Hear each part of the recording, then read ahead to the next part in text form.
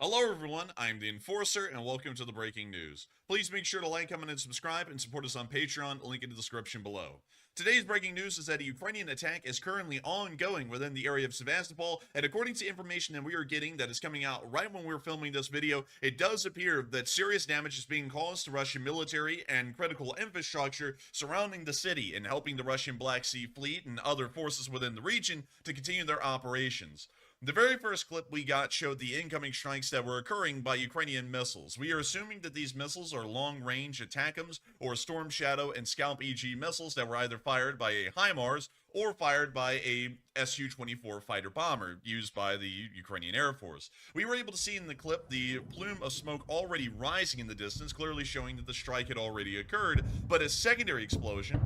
happening right there, which we can then hear the report of in the video, and we can now see the smoke rising.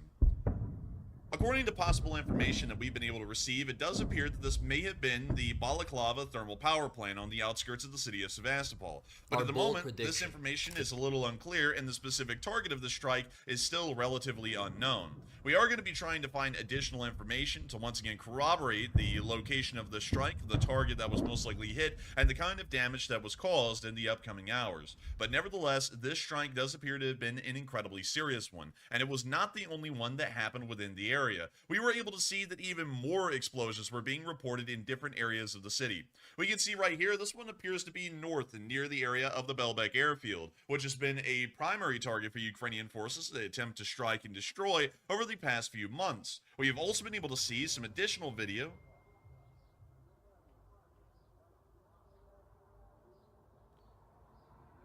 and in this video, we can see the streak of a missile, most likely one of the few Russian air defense missiles that was fired during this time, as it attempted to try and intercept and stop these drones from, well, these missiles more so, from hitting their targets. Meanwhile, we could also see a mushroom cloud that was caused from one of the explosions, and we were also able to see, in additional picture, another smoke plume rising from another target that was hit by a separate Ukrainian missile.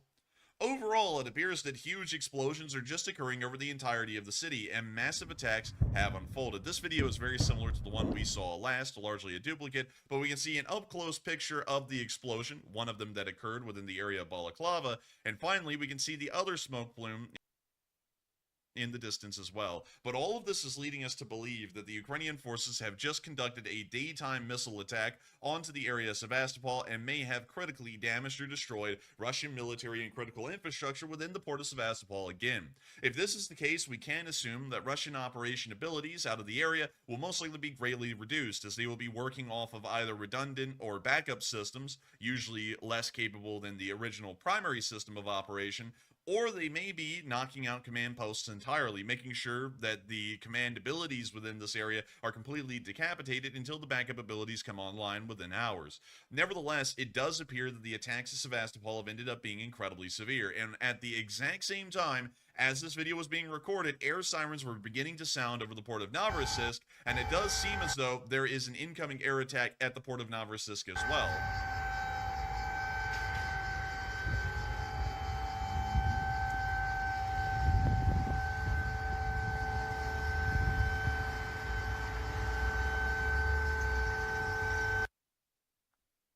That's the end of that clip, but still letting us hear a little bit of the air raid sirens that are sounding. But at the moment, beyond air raid sirens sounding within the city of Novorossiysk, we have not seen any air attack activity at this moment up to the point of recording. We may be seeing air activity right after this video goes out, but at the moment, we believe that there are most likely Ukrainian drones that are incoming to the target. But once again, we have absolutely no confirmation of that by video or picture evidence, and therefore that is complete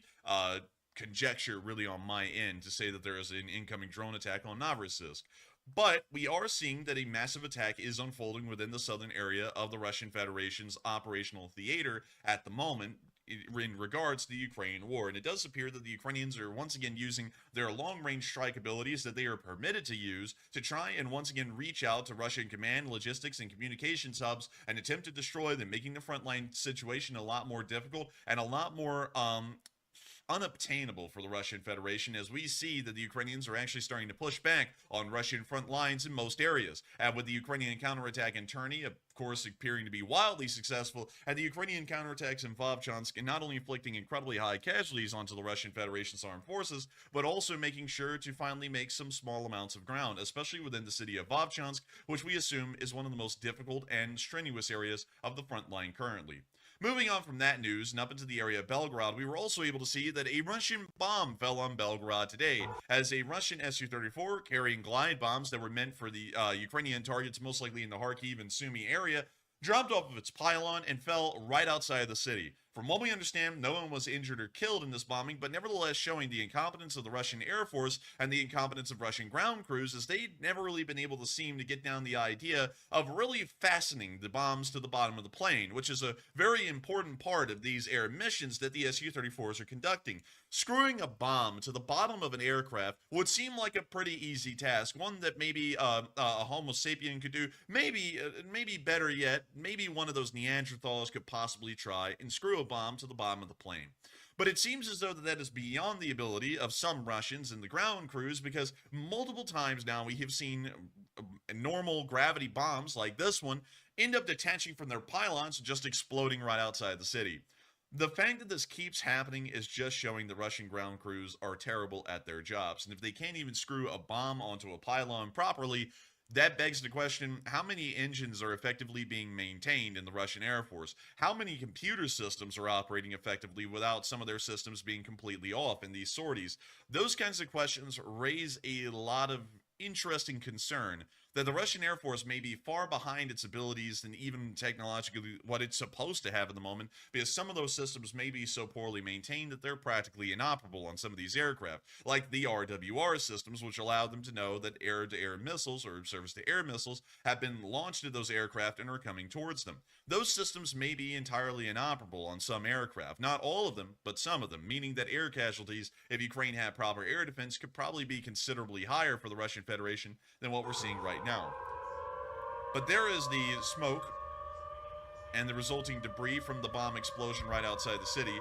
We can see that the air raid sirens are sounding, although this was a Russian bomb landing on a Russian city. But once again, the incompetence is rife within the Russian Air Force, and I have a feeling that we will continue to see scenes like that well on into the end of the war, to be entirely honest, as we've seen that Russian incompetence has led to critical ammunition detonations, missile failures, amongst many other things before the war even began. And I have a feeling that that will not be stopping, even if there was a major governmental change inside of Russia, and things really started to look like they were going on the up and up. That may never change. But moving on from that and out of the area and into the direction of Finland, we were able to hear that today, Finland is opening up 12 military bases for use by U.S. forces under the terms of the Defense Cooperation Agreement. The Finnish Parliament actually unanimously approved the Defense Cooperation Agreement between Finland and the United States, and it does appear that the United States may possibly start to move U.S. forces into Finland, which is something that is incredibly interesting. The war in Ukraine is primarily fought by the Russian Federation to deny the access of Ukraine to the Black Sea Fleet, of course making sure that the Russian Black Sea Fleet will remain and not be forced out of the territory of Ukraine if they became a NATO member, and not only that,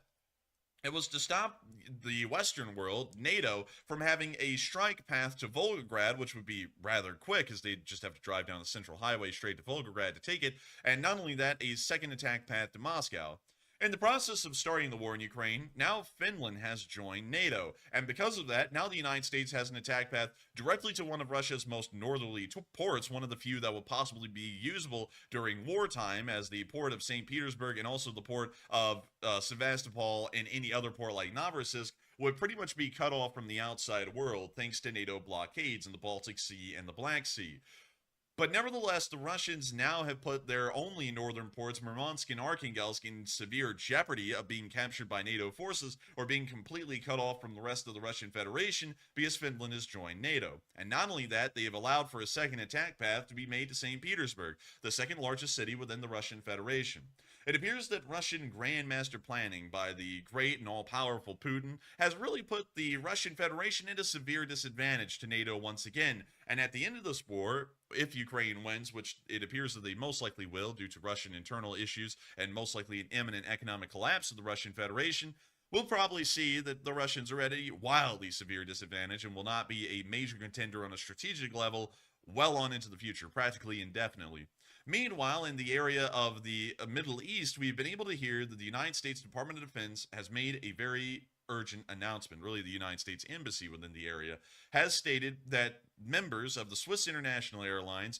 Lufthansa, Swiss, and Eurowings are adjusting flight schedules between the 29th of June and the 31st of July, resulting in some cases in short notice in-flight cancellations. The embassy encourages U.S. citizens traveling to or from Lebanon to monitor their flight status closely. Be aware that itineraries could change with little or no warning and make alternate plans. The United States Embassy also reminds U.S. citizens to review current travel advisories, with strong urges U.S. citizens to reconsider travel to Lebanon. The security environment remains complex and can change quickly. In particular, we call your attention to the country's summary, which advises that the Lebanese government cannot guarantee the protection of U.S. citizens against sudden outbreaks of violence and armed conflict within the area.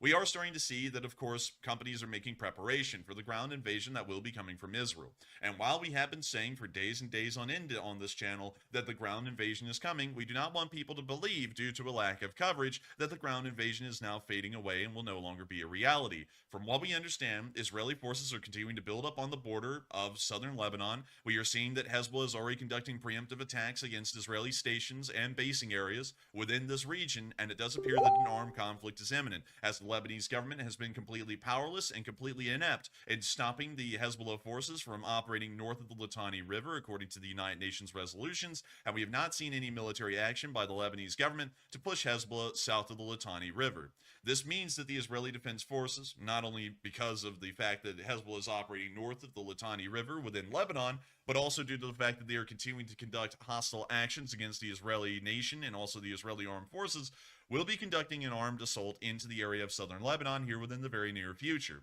We will be making sure to cover this immediately on this channel. Once the outbreak of war actually begins, we will be going live with a live stream covering these events in real time. But at the moment, all we know is that a conflict is inevitable at this point, and we will be patiently waiting for the start of most likely another brutal and, of course, unfortunate conflict within the area created because of Iranian proxy forces operating throughout the Middle East, attempting to destabilize Western interests and Western nations. But with that, that is all of the breaking news that we have today. I've got to thank everyone so much once again for watching this channel and enjoying it. If you really did enjoy this channel, please make sure to subscribe and make sure to like and comment on this stream. It means a lot to us. And if you really enjoyed this video, make sure to go over and support us on Patreon. Patreon is an amazing platform that helps us to be able to fund these kinds of video projects that we put out for y'all practically every single day of the week, 7 days a week without end. And while our live streams usually work on a 6-day schedule with 1 day off on Monday, our videos will come out every single day as long as there is news to cover in the middle of the day.